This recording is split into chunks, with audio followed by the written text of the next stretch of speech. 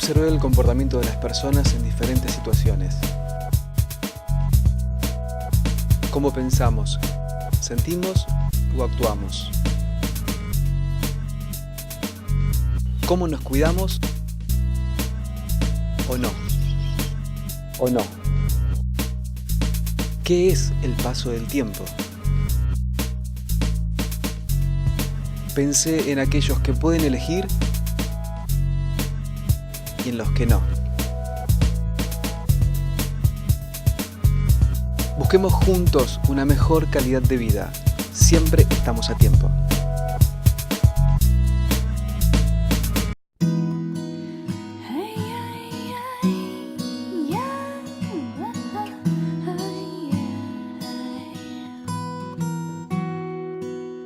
El sentido de la visión es el bien más preciado después de la vida. Hoy se pueden evitar enfermedades visuales gracias a los avances científicos. Glaucoma, enfermedad compleja que requiere de un tratamiento precoz. El médico oftalmólogo tiene un largo recorrido en estudios, lo que le otorga plena conciencia de los riesgos que corre una persona con problemas de pérdida de visión. El compromiso moral y profesional del oftalmólogo es pleno ante una patología grave de un paciente. Prevención en salud visual de los niños. Es necesario un examen preventivo desde el nacimiento. ¿Cómo es la atención oftalmológica en la población más pobre del país? Es fundamental lo que se informa desde la maternidad y los primeros controles del niño para que la familia tome conciencia sobre la medicina preventiva. ¿Cómo está Argentina tecnológicamente posicionada en el mundo? No somos buenos en materia de investigación y desarrollo, pero sí muy buenos en asistencia clínica. La obligación del médico es tener en cuenta que lo que tiene enfrente no es un ojo, sino una persona con miedos y angustias. La pregunta más frecuente es: doctor, ¿me voy a quedar ciego? Audio Jungle. Rubén, es tremendo el hecho de pensar de que no vamos a poder valernos más por nuestros propios medios en el sentido de la visión, considerarnos inválidos visualmente. Es tremendo. Es verdad. Realmente el bien más preciado después de la vida es la visión. Todos sabemos que perder la visión es casi perder la parte más importante de la vida. Cualquier persona que está a punto de quedarse ciego tiene mucho temor, o cualquier persona que está gravemente enferma de los ojos tiene mucho temor a quedarse ciego porque ve venir lo que es la oscuridad. Realmente es el lugar que nadie quiere ocupar. Y habiendo tantas posibilidades de detección precozmente de las enfermedades oculares, no podemos evitar los traumas en general, no podemos evitar los accidentes, pero sí podemos evitar las enfermedades que sean detectables precozmente. Por eso, justo fíjate ahora que estamos empezando la Semana Internacional del Glaucoma, y una enfermedad previsible que es un asesino silente de los ojos. Realmente creo que es importante que la gente tome conciencia y haga un buen examen preventivo, sobre todo los mayores de 35 años. Que aparte de simplemente empezar con un control de la presión ocular. Sí, es muy simple, porque realmente a la consulta, la mayor parte de los pacientes que tienen glaucoma, la mayor parte, no digo todos, la mayor parte tienen la presión alta. Algunos pocos pacientes pueden tener presiones normales, 11, 12, 13, 14 de presión, y sigue progresando el glaucoma. Tenemos casos para charlar de eso, que son muy interesantes, pacientes cuya enfermedad sigue progresando a pesar de estar bien tratados. O sea que la enfermedad es muy compleja, y siendo tan compleja, es importante tomarla precozmente. Nada es más precioso que su vista.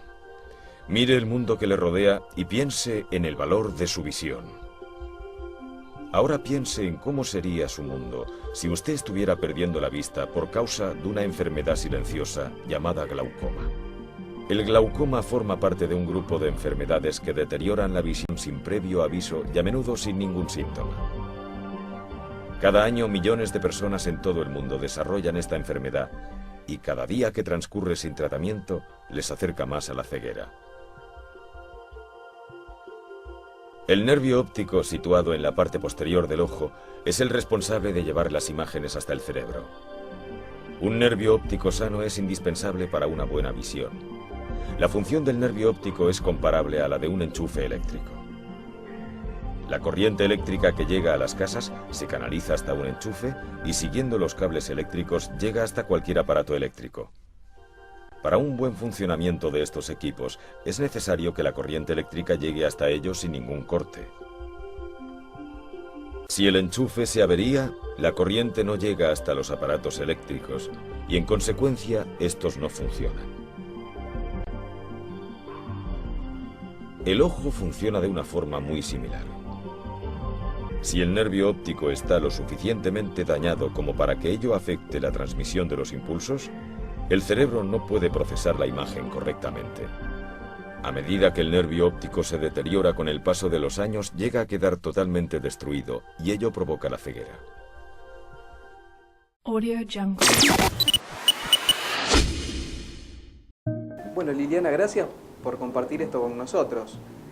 ¿Qué es tu experiencia de vida? Digo, en un momento de tu vida dijiste, tengo que hacerme algo y contame qué.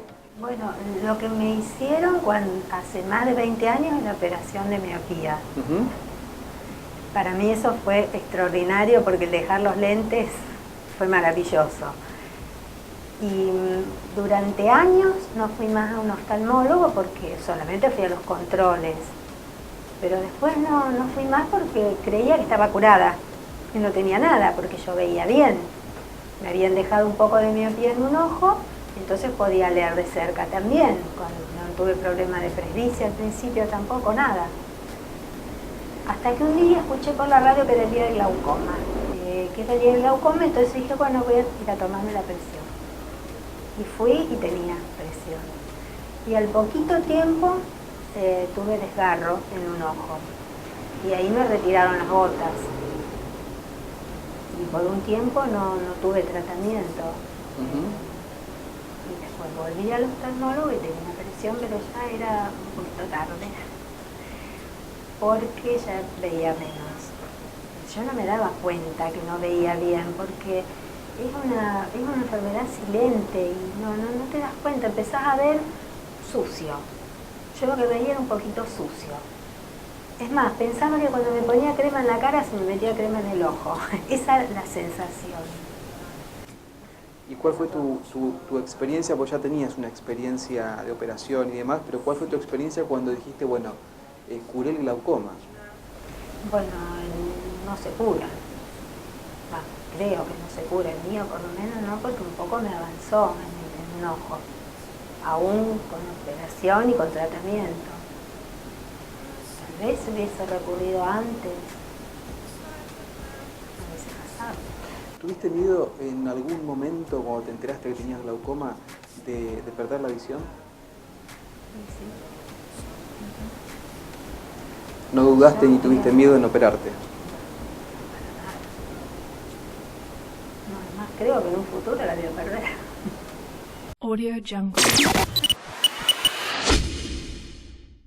A veces tenés conciencia de la responsabilidad de que la persona pueda ver o no ver. Bueno, justamente el oftalmólogo es una persona formada con largos años de formación. Primero somos médicos, demoramos por lo menos 6 años en ser médicos, tenemos un año para aprender un poquito más de medicina general y después vamos a la residencia y estamos 3 años para especializarnos. Y si hacemos una subespecialización a veces son 2 años más. O sea que realmente la persona que está bien formada está plenamente consciente de lo que le pasa a la persona que está en riesgo de perder la visión.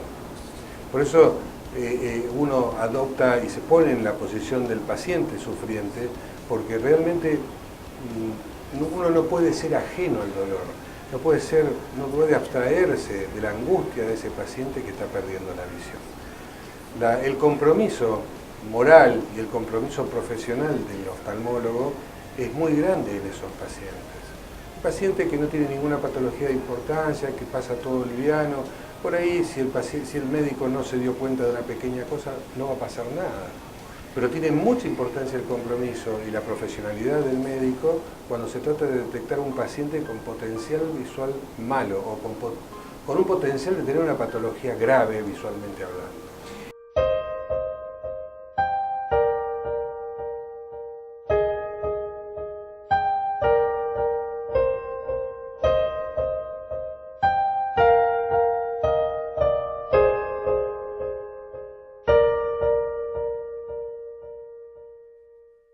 Gabriela, tuviste una historia y tenés una historia bastante importante en lo que tiene que ver con tu salud visual. Contame un poco cómo se fue desarrollando. Yo nací con miopía, una miopía elevada que se fue aumentando a medida que fue pasando el tiempo. A los 25 años el doctor me diagnosticó presión intraocular y ahí comencé con tratamiento de gotas que no se podía bajar de ninguna manera. Entonces, bueno, fue la solución hacer una cirugía de glaucoma. La cirugía tuvo un buen resultado, pero se me formó una ampolla en el ojo, en el párpado específicamente, y eso hacía que la lente de contacto pegara contra esta ampolla. Eso me dificultaba totalmente todas mis tareas diarias, desarrollarme en el estudio, en mis proyectos. Bueno, entonces una de las opciones fue poner una lente intraocular. Me operó, me puso la lente intraocular y anduve muy bien, estuve muy bien hasta el año pasado que me produjo una descompensación. Me operó en abril del año pasado y acá estoy. Recién me hablaste de tus posibilidades, de las limitaciones de tus posibilidades, hablaste del estudio. Me imagino que en todas las posibilidades, motriz, de hacer un deporte, de caminar, de correr, de parar el colectivo, en las cosas cotidianas. Sí, tal cual. Bueno, de chiquita con los anteojos siempre eso de que tenés cuidado cuando corres, que no te caigas. Después ya cuando son más grandes, por ejemplo ir a natación era un problema.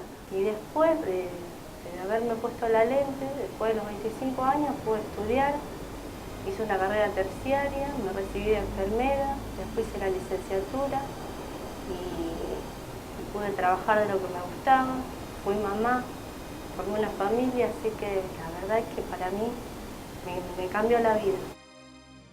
Audio Jungle. Estas empresas comparten los valores sociales y culturales de otra mirada. Ligra, premezcla para la construcción. José Elena, negocios inmobiliarios. Bajo Cero, helados y delicias. Audio Jungle. Audio Jungle.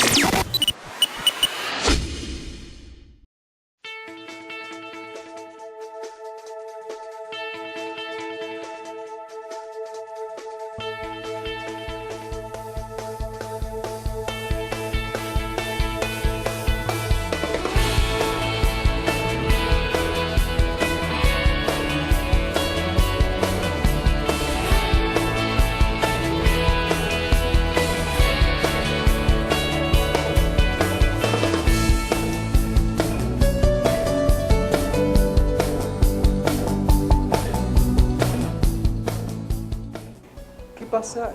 Porque estos pacientes de pronto son adultos y ya se valen por sí mismos. ¿Qué pasa con los más chiquitos? Los niños en general que tienen patologías graves pueden ser llamativos o pueden no ser llamativos. Si un chico con un glaucoma congénito seguramente va a ser llamativo, pero si es un chico con catarata congénita o con tumores en la retina no va a ser llamativo hasta que ya sea tarde. Entonces la detección precoz de esa patología en los niños corre por cuenta del pediatra y del oftalmólogo infantil. Hoy en día no se concibe que un niño recién nacido no tenga un examen oftalmológico. La Sociedad Argentina de Oftalmología Infantil propone un examen al nacimiento, un examen entre los 6 y el año y un examen anual hasta los 5 o 6. O sea que si uno realmente se atiene a estas pautas y hace un buen examen preventivo, va a detectar la patología de una manera mucho más precoz y va a tener muchos más recursos para tratar a esos pacientes. Sociológicamente, culturalmente, políticamente, hay gente que no tiene posibilidades. ¿Cómo está la medicina, la oftalmología en esos casos, en la población más vulnerable de nuestro país? En las zonas centrales de la República, en Buenos Aires, en Rosario, en Santa Fe, Córdoba, en Mendoza, hay muy buena medicina pública. Y hay grandes centros urbanos cercanos como para que la gente que vive en los pueblos o las poblaciones mucho más chicas puedan acceder.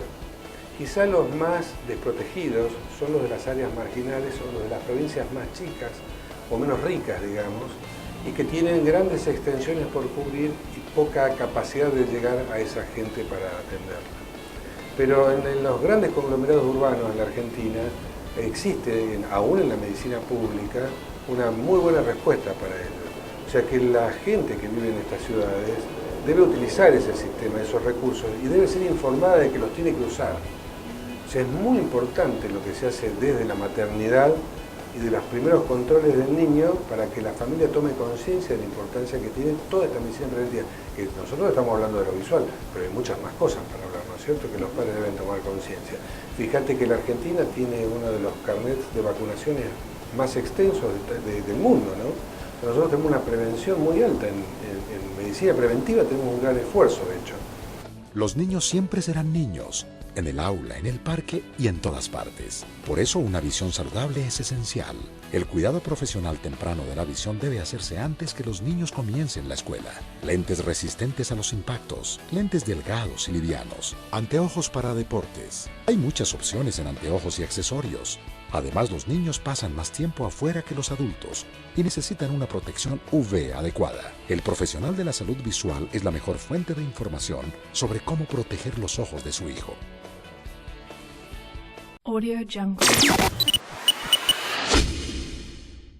Bueno, Rosario, contanos un poco cómo es esto de ir perdiendo la visión. Mira, hace 4 años empecé con un problema de vista. Ya vengo de la familia mía con presión a la vista. Bueno, me la fueron llevando durante 4 años con gotitas. Hasta el año pasado, en agosto, que los ojos míos eran sangre ya. Y perdí muchísimo la visión. Así que un día lunes fui a ver al doctor Cuevas, que me lo nombraron, y ahí me dijo el jueves, urgente, te tengo que operar sí o sí. Así que ahí fue la primera operación. ¿Qué fue lo que te hizo demorar tanto en tomar la decisión?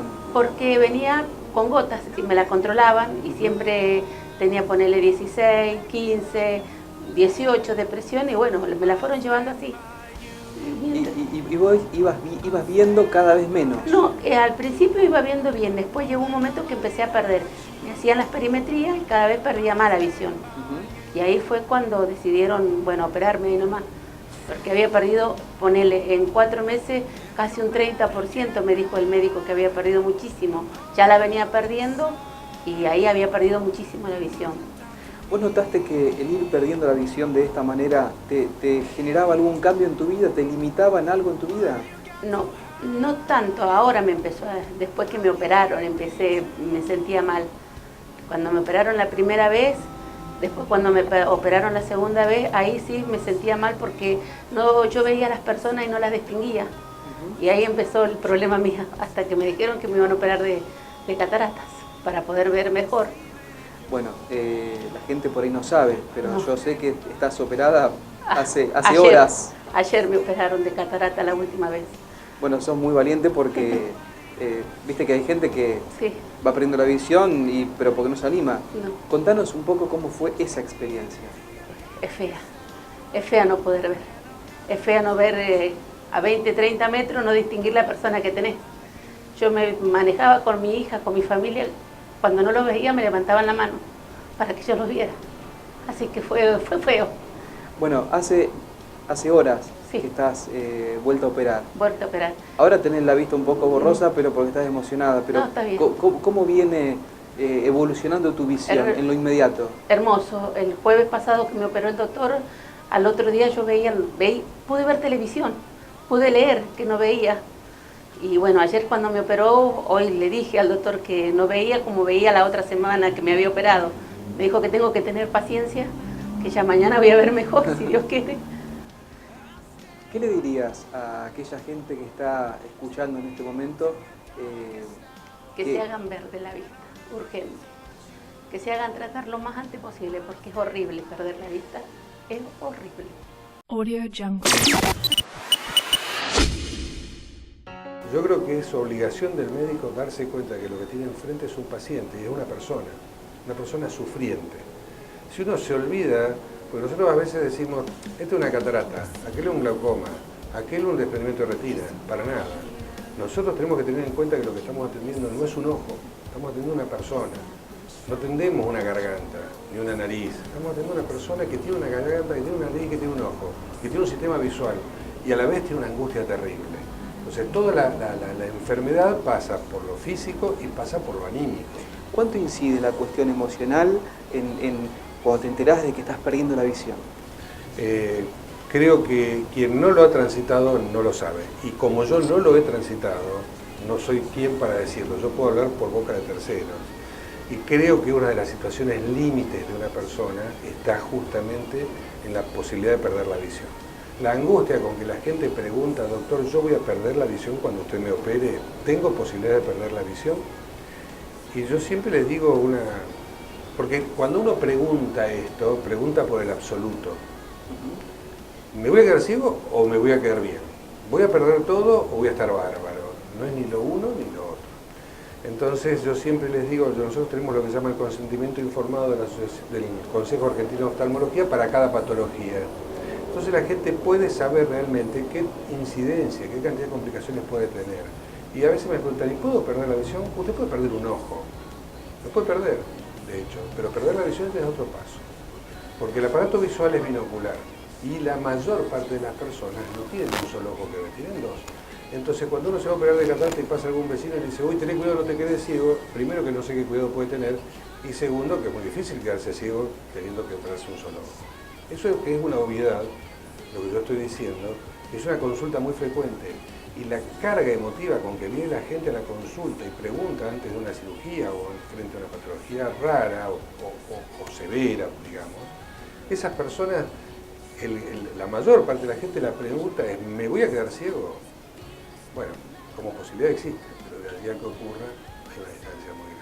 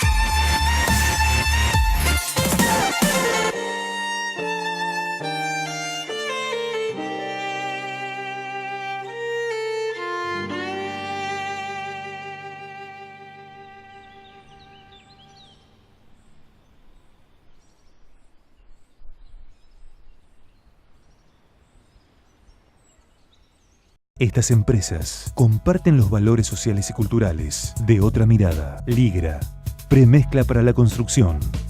José Elena, negocios inmobiliarios. Bajo Cero, helados y delicias.